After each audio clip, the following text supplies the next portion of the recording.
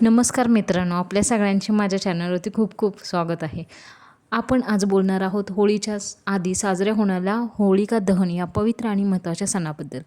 तर होलिका म्हणजे आपल्या वाईटांवरती चांगल्यांचा विजय. या दिवशी लोक एकत्र येऊन होळी प्रज्वलित करतात आणि आपल्या जीवनातील नकारात्मक गोष्टी जाळून टाकण्याचा संकल्प करतात.